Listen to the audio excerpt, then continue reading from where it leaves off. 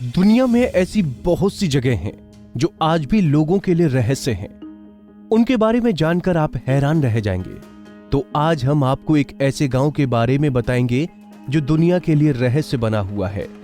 आपने परी कथाओं में जरूर ऐसे गांव का जिक्र सुना होगा, पर असल में भी ऐसा एक गांव हुआ करता था जहां पर सिर्फ बौने लोग ही रहते थे। अब से करीब 150 साल पहले ईरान के गांव में बौने लोग रहते थे।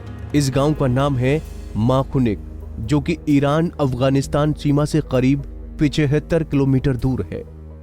कहा जाता है कि मौजूदा वक्त में ईरान के लोगों की जितनी औसत लंबाई है, उससे करीब 50 सेंटीमीटर कम लंबाई के लोग इस गांव में रहते थे।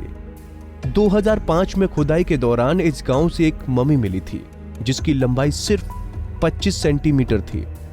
इस मम्मी के मिलने के बाद ये यकीन पुख्ता हो गया कि इस गांव में बहुत कम लंबाई वाले लोग रहते थे। हालांकि कुछ जानकार मानते हैं कि ये मम्मी समय से पूर्व पैदा हुए किसी बच्चे की भी हो सकती है, जिसकी कई सौ साल पहले मौत हुई होगी। दरअसल माखुनिक ईरान के दूर दराज का एक सूखा इलाका है।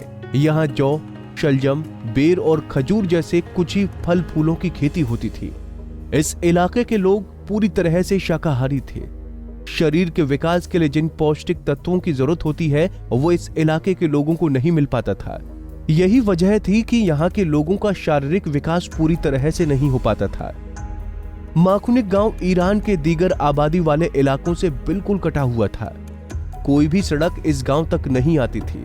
लेकिन 20वीं सदी के मध्य में जब इस इलाके तक सड़कें बनाई गईं और गाड़ियों की आवाजाही इस गांव तक पहुंची, तो यहाँ के लोगों ने ईरान के बड़े शहरों में आकर काम करना शुरू किया।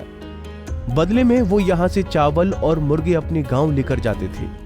धीरे धीरे यहाँ के लोगों का खान पान बदलने लगा। नतीजा ये हुआ कि आज इस गांव के करीब 700 लोग औसत लंबाई वाले हैं। लेकिन इस गांव में बने पुराने घर आज भी इस बात की याद दिलाते हैं कि कभी यहाँ बहुत कम लंबाई वाले लोग रहते थे। इस प्राचीन गांव में करीब 200 घर हैं, जिनमें से 70 से 80 ऐसे घर हैं जिनकी ऊंचाई बहुत ही कम है। इन घरों की ऊंचाई महज 1.5 से 2 मीटर ही है। घर की छत 1 मीटर और 4 सेंटीमीटर की ऊंचाई पर है। इससे साफ जाहिर होता है कि कभी यहाँ कम लंबाई वाले लोग रहते थे। आज इस गांव के हालात काफी हद तक बदल गए हैं। सड़कों की वजह से ये गांव ईरान के दूसरे इलाकों से भी जुड़ गया है।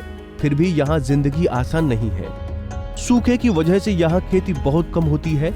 यहाँ के लोगों की जिंदगी सरकार से मिलने वाली सब्सिडी पर निर्भर करती है।